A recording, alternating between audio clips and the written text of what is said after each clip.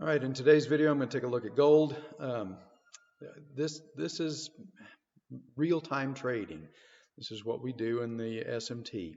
So, um, so far anyway, this daily cycle low correction is um, progressing as a triangle. So let me put the lines in here.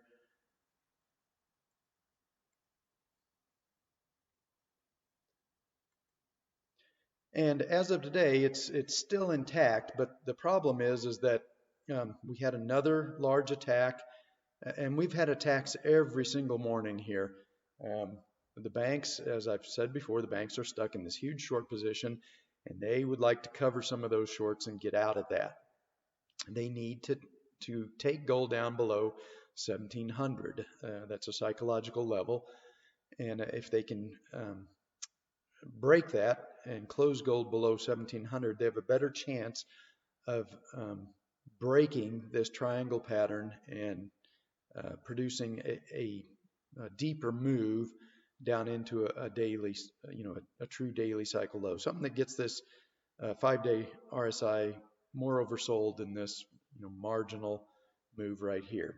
So this morning, when I saw the large attack and I saw gold being driven back below 1700, told everybody just put a break-even stop on your metal positions, which um, presumably got everybody out at break even. We haven't lost any money, and we're protected on the downside.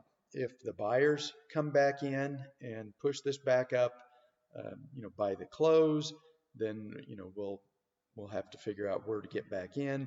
If the banks succeed in closing this below 1700 and then breaking the triangle pattern maybe tomorrow and Friday, then we haven't lost anything. We just got out at break even, and we'll look for something that would qualify as a daily cycle low.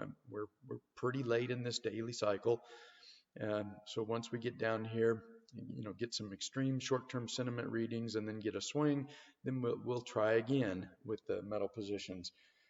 Nothing has changed. I still think this is going to be the trade of the year. It's just right now we're dealing with some heavy manipulation of the metals market as the banks try to break this triangle and get some kind of a panic sell-off so that they can cover some of those shorts that they've gotten trapped into. And as of right now, we don't know whether or not they are going to succeed. But either way, if they fail and we stay in the triangle and eventually break to the upside, we'll just find a spot to get back in. And if they do succeed, well, then like I said, we've stopped out at break even. We haven't lost any money. And if they do succeed, maybe tomorrow they break this lower trend line and we get some kind of a panic sell-off, then we'll try to re-enter our long positions, further down here, and ultimately it will just be better in the long run. We'll make more money. But these are, just the things you have to deal with when you trade the metals. They're one of the more heavily manipulated markets on the planet. The only thing more manipulated are the currency markets. Um, so when you see these attacks, they almost always come in the pre-market when the volume is thin. It's a warning sign that you have to be prepared. And when I saw the large attack this morning, it was, immediately the warning bells went off and I told everybody just place a break-even stop on your position. And now we'll wait and see what happens. One or the other things will happen. Either they'll manage to break this trend line and then we'll get a deeper daily cycle low, or the buyers will defend against this attack like they've done, the last 3 days, and eventually we'll get a breakout to the upside, and and then the second daily cycle will begin. But either way, we're still going to get a second daily cycle here, one that will advance, and my feeling is that it probably will break through this 1800 resistance level. during this second daily cycle.